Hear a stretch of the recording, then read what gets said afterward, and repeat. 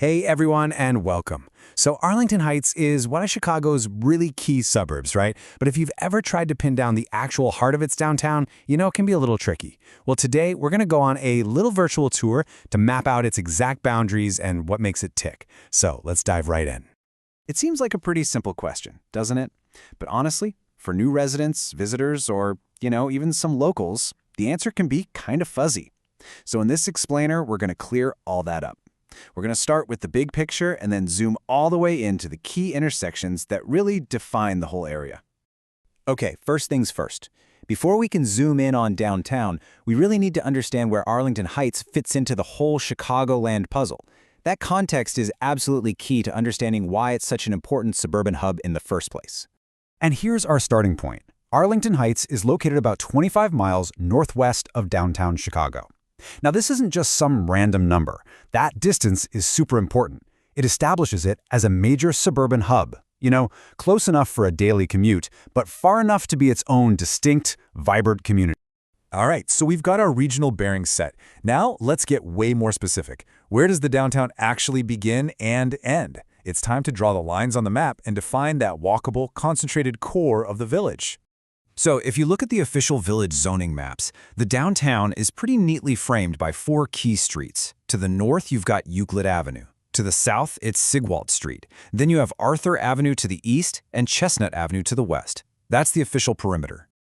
The easiest way to visualize this is to just picture a walkable box. That's it. All the key features we're about to talk about, the restaurants, the shops, the parks, pretty much everything is contained right inside this simple frame. Okay, so we've got our box, but every great downtown has a beating heart, right? A center of gravity where all the energy and activity comes together. So now, let's pinpoint that exact spot. And here it is, the absolute epicenter. The heart of it all is the intersection of West Campbell Street and North Vale Avenue. I mean, if you were to stand right there, you'd be totally surrounded by the highest concentration of restaurants, cool little shops, and people walking around. This is really ground zero for the downtown experience.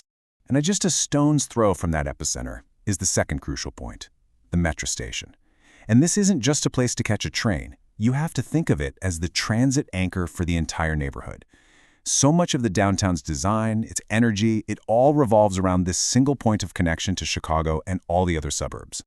So we've mapped the area, we've found its heart, but how do people actually get there? I mean, the accessibility of a downtown is critical to its success, so let's take a quick look at the main routes for both drivers and commuters. You've basically got two main arteries feeding into the downtown. If you're driving, US Route 14, which you probably know as Northwest Highway, is a huge one, along with Arlington Heights Road, which connects right to I-90. And for commuters, it's the Union Pacific Northwest train line, which conveniently drops you right smack in the middle of all the action. Okay, so just imagine you've arrived. You're standing downtown. The best way to get your bearings is to spot a few key landmarks. So think of this next part as a little mini walking tour to help you build a mental map of the area. First, find Harmony Park. It's right there at that Vale and Campbell epicenter we just talked about. It's kind of like the community's living room. From there, it's super easy to spot the Metropolis Performing Arts Center. That's the cultural heart of the area. And then, anchoring the southeastern corner of our box, you'll find Village Hall, which is the civic center for the whole community. So we've covered the where, the what, and the how. But maybe the most important question is why. Why is downtown Arlington Heights laid out this way? I'll tell you what, it is not an accident. There's a big, very intentional idea behind all of this. It all comes down to this concept called transit-oriented development. It's an urban planning philosophy, and it shapes pretty much everything here. See, the train station isn't just in the downtown is built around the train station. The whole goal is to make it super easy to live, work, and play with minimal need for a car. One source puts it just perfectly, saying that residents can live, work, dine, and commute without ever leaving the central downtown footprint. I mean, that really is the promise of this kind of design, isn't it? It's a vision of convenience and community, all connected by transit. Which brings us to our final thought. Arlington Heights really provides a powerful model for this. As we look at how communities are evolving, it leaves us with a really compelling question to think about. Is this the blueprint? Is the future of the American suburb a place that's built not around a highway, but around a train station? Something to think about. Thanks so much for tuning in.